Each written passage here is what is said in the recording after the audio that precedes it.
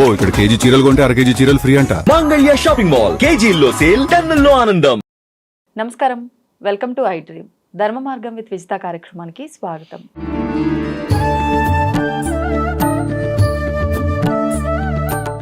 నమస్తే మా. శ్రీ గురుభ్యో నమః, శ్రీ మాత్రే నమః. నమస్తే అమ్మా. అయితే ఎక్కువగా భగవంతుని నమ్ముకున్న వాళ్ళకి అంటే ప్రతి క్షణము ప్రతి నిమిషము కూడా భగవత్ నామాన్ని తలుచుకోవడం కానీ, ఎక్కువగా దైవ ఆరాధనలో పూజలు ఇలాంటివి చేస్తూ కానీ ఎక్కువగా అదే దైవ చింతనతో ఉంటూ ఉంటారు. అటువంటి వారికి ఏదైనా ఆపద కలిగింది అని అంటే ఎవ్వరు లేని కారడవిలో అయినా సరే భగవంతుడు ఒక మానవ రూపం దాల్చి వాళ్ళకి సహాయం చేయడానికి వస్తాడు అని చెప్పి పెద్దవాళ్ళు అంటుంటే విన్న సందర్భాలు కొన్ని ఉన్నాయి. నిజంగా ఇది నమ్మొచ్చు అంటారా? ఏదో అంటే మనం ఎక్కువగా దైవ చింతనతో ఉండాలని ఒక ఉదాహరణగా చెప్తే వినటానికి బాగుంది కాబట్టి మనం ఆచరిస్తామని చెప్పిన విధానం అంటారా? మీరు అన్నట్టుగా ఏ పురాణ కథలు చూసుకున్నా కూడా భగవంతుడి యొక్క సాక్షాత్కారం అందరికీ కలిగింది. అంటే భగవంతుని యొక్క భక్తులకి అందరికీ స్వామి ఉన్నారు, అమ్మ ఉన్నారు అని నిరూపించుకున్నదనే విషయం అందరికీ తెలిసిన విషయమే. మీరు అన్నట్టుగా భగవంతుడు వస్తాడా ఆపదలో ఉన్నప్పుడు అని అంటే ఖచ్చితంగా వస్తాడు. మన నమ్మకమే కదా. అంటే ఇప్పుడు ఈ కాలంలో అయితే పూర్తిగా కిరీటం పెట్టుకొని శంకు చక్ర గదా హస్తాలతో, లేకపోతే అమ్మవారు రెడ్ చీర కట్టుకొని ఎర్రగా బొట్టు పెట్టుకొని అయితే రాదు, మానవ రూపంలో వస్తారు. మనం ఏం చెప్తాము, మాధవ సేవే మానవ సేవ అనే సామెత మనకుంది, నానుడి కూడా మనకుంది. అంటే నువ్వు ఎప్పుడైతే మానవునికి సేవ చేస్తావో మాధవుడు ఆటోమేటిక్గా నిన్ను కరుణిస్తాడు. ఇంకొకటి, మాధవుడు రావాలి అనుకుంటే మానవ రూపేనే వస్తాడు. సాక్షాత్తుగా నువ్వు వచ్చినా నువ్వు నమ్మవు. నన్ను చూసేకి శంకు చక్రాలు పట్టుకొని కిరీటాలు పెట్టుకొని నారాయణుడు వచ్చాడా లేదని నమ్మము అనిపిస్తుంది. ఎదురుగా వచ్చి ఉన్నా కూడా మనం నమ్మము. ఏం డ్రామా కంపెనీ వచ్చినాడేమో నాటకాలు, అంతే అంతే. వాస్తవం చెప్పాలంటే నాటకాలు వేస్తూ ఏ డ్రామా కంపెనీ నుండి వచ్చి నా ముందు నిలబడ్డారా ఖచ్చితంగా ఈ జనరేషన్ లో అనుకుంటారు. కలియుగం భగవంతుడు కలియుగం అది. అందుకే భగవంతుడు నేను పోయి నేను ఎందుకు ఇది కావాలి అని చెప్పేసి మానవ రూపంలో వస్తాడు. ఇప్పుడు మానవ రూపంలో అంటే నాకు ఒకటి అడగాలనిపిస్తుంది, అది మనకు తెలిసిన వ్యక్తి రూపంలో వస్తారా, అసలు మనకు తెలియని వ్యక్తి రూపంలో వస్తారా? ఏ విధంగా అయినా రావచ్చు విజితమ్మ. అంటే ఇక్కడ తెలిసిన, ఇప్పుడు నీకు ఏదైనా కష్టం వచ్చింది, నీ ఫ్రెండే నీకు సహాయం చేశాడు అంతటి కష్టంలో, ఆ ఫ్రెండ్ నీకు దేవుడు అవుతారా కాదా ఆ సమస్య తీర్చడానికి? ఇంకా తెలియని వ్యక్తులు ఎలా ఉంటుంది అంటే, నాకు జరిగిన సంఘటన, స్వయంగా మాకు జరిగిన సంఘటన ఏంటి అంటే, మేము ఒక టైం టూర్ వెళ్ళామన్నమాట. ఒక 4 years బ్యాక్ వెళ్ళాం. శ్రీరంగంకి వెళ్ళాం, స్వామి రంగనాథ స్వామి దేవాలయానికి వెళ్ళినప్పుడు మేము అర్ధరాత్రి అక్కడ దిగి ఇంకా రూమ్స్ కోసం వెళ్ళాలి అంటే మొత్తం అందరితో కంబైన్గా వెళ్ళామన్నమాట టూర్కి, పర్సనల్గా కాదు. ఈ టూర్ బస్సెస్ ఉంటాయి చూడు, ఆ విధంగా అందరితో కలిసి వెళ్ళాం.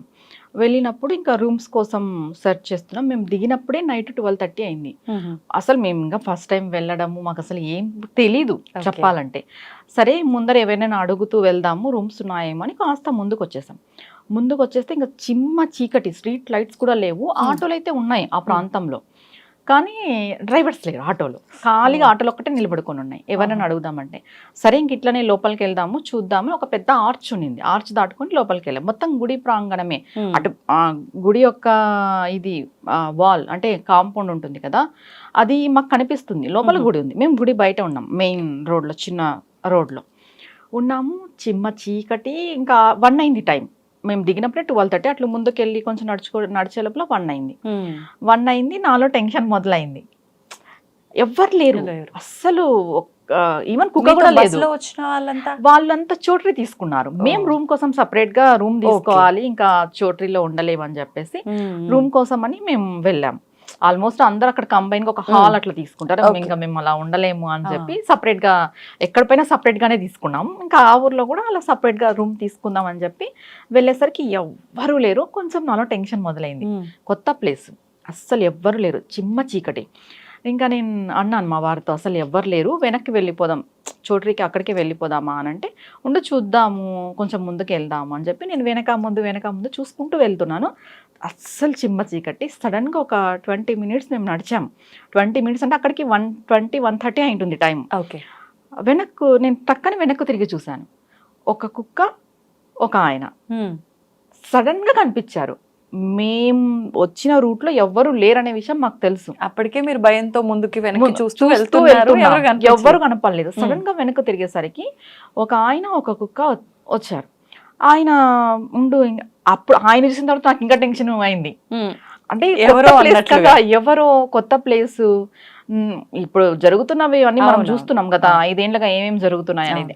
ఇంకొక టెన్షన్, ఇంత చిమ్మ చీకట్లో ఈయన కుక్కను పట్టుకొని వచ్చాడే అనేసి అదొక భయం. ఆ కుక్క కరుస్తుందేమో అని ఇంకొక భయం.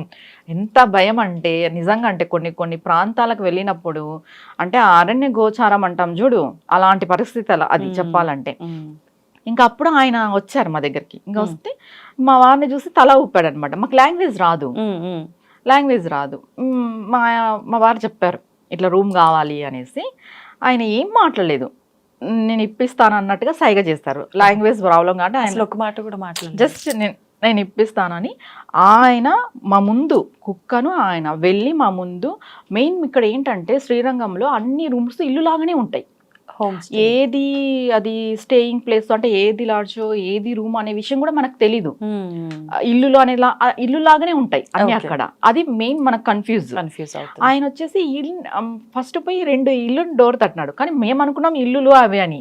ఈయన ఏంటి పడుకున్న వాళ్ళని పోయి లేపుతున్నాడు అనిపిస్తుంది కదా ఎవరికైనా కూడా. అంటే ఆ తర్వాత తెలిసింది ఇక్కడ స్టేయింగ్ రూమ్సే ఇల్లులాగా ఉన్నాయి అని. 2 లేవు అని చెప్పారు. ఆయన మళ్ళీ ఇంకా మేము అనుకున్నాం దొరకవేమో అనేసి. నాకు ఒక టెన్షన్, ఈయన ఎవరో ఎందుకులే మనకి అన్నట్టుగా ఇదొక టెన్షన్. అవును. అంటే మళ్ళీ ఆయన వెనక్కి వచ్చి నేను ఇప్పిస్తాను అన్నట్టుగా మరీ సైగ చేశారు. మరి ఒక చోటకి పిలిచికెళ్ళి మాకు ఇక్కడ వెళ్ళని అడిగితే అక్కడ వెళ్ళి అడిగితే ఉన్నాయి. ఆయన లోపలికి వెళ్ళామని అప్పుడు కూడా సైగ చేశారు. ఏం మాట్లాడలేదు, ఒక్క మాట కూడా రాలేదు ఆయన నోటెంట. మా వారు వెళ్ళారు, అమౌంట్ కట్టారు.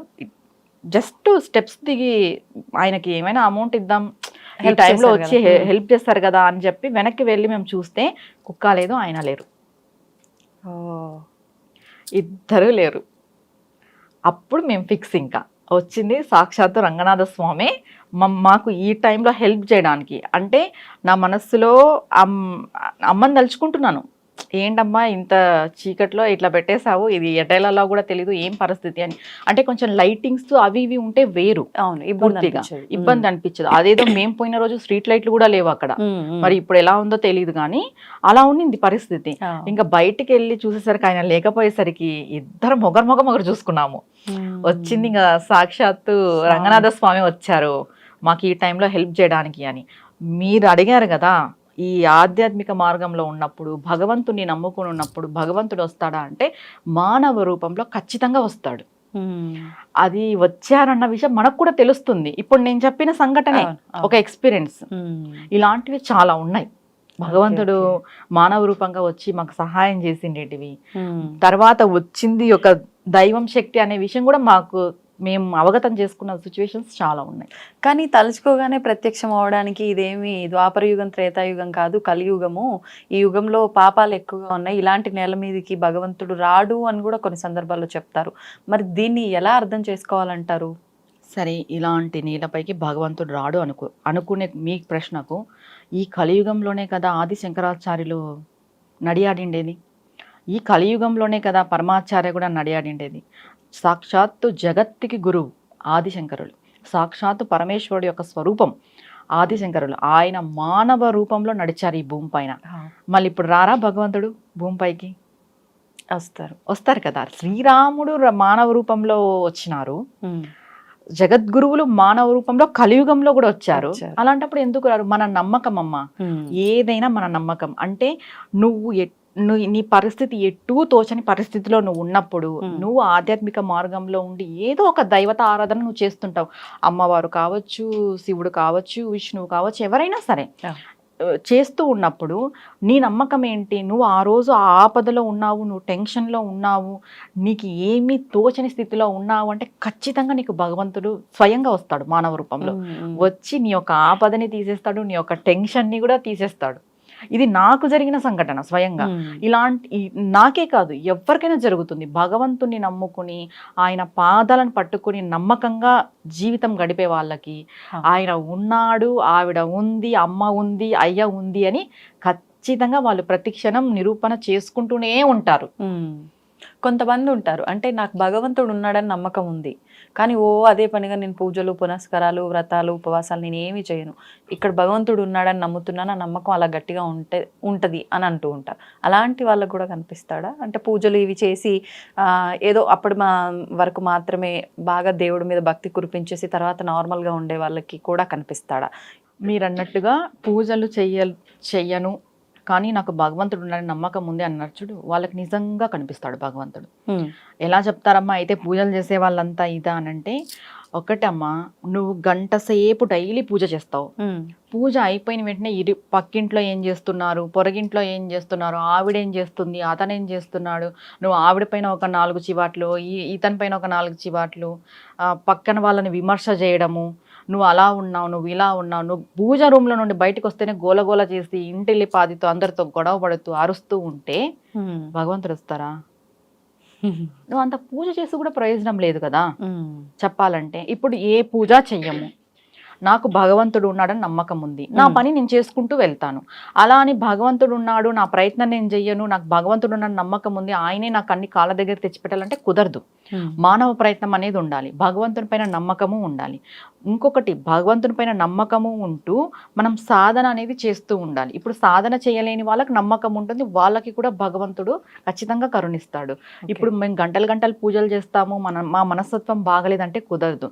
కంపల్సరీ ఈ పూజలు చేసేవాళ్ళు, సాధన చేసేవాళ్ళు వాళ్ళ మనస్సుని శుద్ధిగా పెట్టుకోవాలి. ఇక్కడ బాగా నేను ఒక విషయం చెప్తాను, ఒక జనరల్గా ఒక ఎగ్జాంపుల్. చాలా వరకు మంత్రాలు తీసుకొని మంత్రాలు చేస్తుంటారు, అందరికీ సిద్ధించవు. ఎందుకు సిద్ధించవు చెప్పు? శ్రద్ధగా చేయట్లేదేమో, వాళ్ళ మనసు మంచిగా ఉండదు. ఇప్పుడు ఎప్పుడైతే మన మనస్సు శుద్ధిగా అంటే క్లియర్గా ఉన్నప్పుడు వాళ్ళకి త్వరగా సిద్ధిస్తుంది మంత్రం. ఎందుకు? భగవంతుడు అనేది శుద్ధ చైతన్యం. ఈ శుద్ధ చైతన్యం యొక్క మంత్రాన్ని కానీ మనం తీసుకున్నప్పుడు నీ మనస్సు శుద్ధంగా ఉండాలి. ఎప్పుడైతే శుద్ధంగా ఉంటుందో అంటే క్లీన్గా ఉంటుందో ఆటోమేటిక్గా ఆ మంత్రం నీకు సిద్ధిస్తుంది, ఆ మంత్రం యొక్క శక్తి నువ్వు తెలుసుకుంటావు.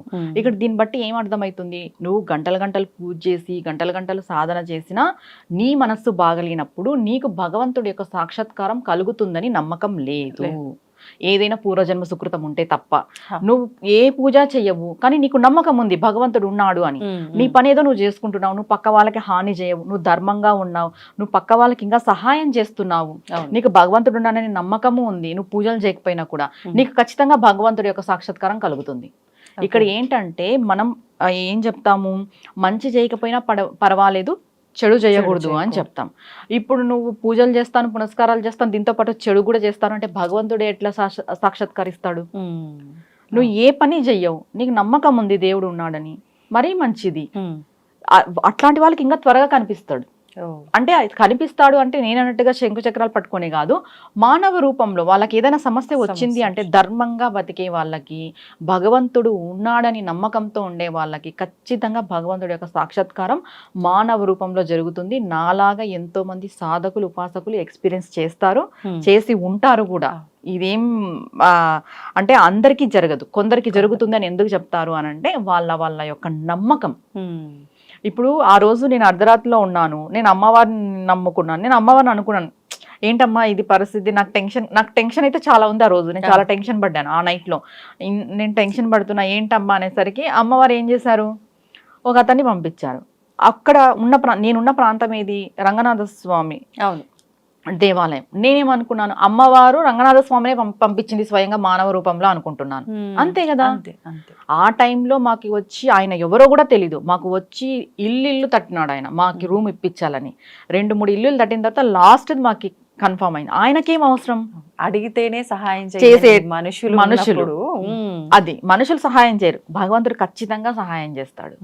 ఇంకొకటి ఏం చెప్తారు అని అంటే, ఈ విషయంలో మనుషులన్నా విమర్శన చేస్తారు. అంటే నిన్నొక పేరుతో పెట్టి పిలవడం కంటే నీ తప్పుల్ని ఎక్కువ ఎంచుతా ఉంటారు. ప్రతి ఒక్క మానవుడు తప్పుల్ని ఎంచుతాడు, పక్కవారు మనుషుల్ని.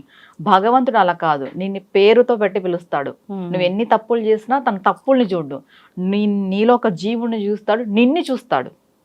కానీ మనం ఏదైనా ఇండ్లలో పొరపాటు చేసామనుకో, ఇండ్లలో వాళ్ళని క్రిటిసైజ్ చేయడము, అనడము, ప్రతి ఒక్కరు నెగిటివ్ పాయింట్సే చూస్తారు మానవులు. భగవంతుడు నెగిటివ్ చూడు. ఎప్పుడు నువ్వు పాజిటివ్గా మారుతావా, ఆ క్షణం నీకు ఎప్పుడు వస్తుందా, ఆ క్షణం నీకు ఎప్పుడు ప్రసాదించాలా, నీ కర్మ తెగిపోతేనే నువ్వు పాజిటివ్గా మారే క్షణం ఎప్పుడు వస్తుందా అని భగవంతుడు వెయిట్ చేస్తూ ఉంటాడు నిన్ను మార్చడానికి. మానవుడు వెయిట్ చేయడు, కానీ మానవ రూపంలో భగవంతుడు వస్తాడు. మళ్ళీ ఆ రూపాన్ని మనం ఎప్పుడు చూడం కూడా, అలా వచ్చిన రూపాన్ని ఇదే అనుకుంటున్నా అడగాలని చెప్పి. చూడం. ఓకే. నేనైతే ఇంతవరకు చూడలేదు. నాకు జరిగిన ఇన్సిడెంట్స్ లో నాకు అసలు ఆ రూపంతో ఎక్కడో ఒక్కడ ఎవరో ఒకరు ఉండి ఉంటారంటారా? ఏమో ఉండొచ్చు, మళ్ళీ నాకంటే అయితే పడలేదు. మేము 4 years అయిపోయింది అక్కడికి వెళ్ళేసి వచ్చేసి. ఇప్పటి వరకు అలాంటి రూపాన్ని మేము చూడలేదు, ఇప్పటి వరకు కూడా. ఓకే, ఇవన్నీ మిరాకిల్సే. చాలా అసలు సంతోషమ్మా, ధన్యవాదాలు. నమస్తే అమ్మా. And for more videos, Please subscribe to iDream channel. Subscribe to iDream Media. Please subscribe to iDream. Please subscribe to iDream. Please subscribe iDream. And please subscribe to iDream. For more videos, subscribe to iDream. please like, share, and subscribe to the channel. Congratulations, iDream. Subscribe to iDream. Subscribe to iDream. So subscribe to iDream Media. I dream కి I dream team అందరికి huge congratulations. Please subscribe iDream Media. Please subscribe to iDream. Subscribe iDream. Please subscribe to iDream. iDream అంటే నా కళల channel subscribe చేసుకున్న నోరు తిరుగుతలేదు, మీరైతే గంట గుర్తు కొట్టండి. For more such videos, please subscribe to iDream. Subscribe to iDream. Please subscribe to iDream. Please subscribe iDream Media. Please do subscribe to iDream. Please subscribe to iDream Media. For best entertainment and information, please subscribe iDream. And don't forget to subscribe to iDream.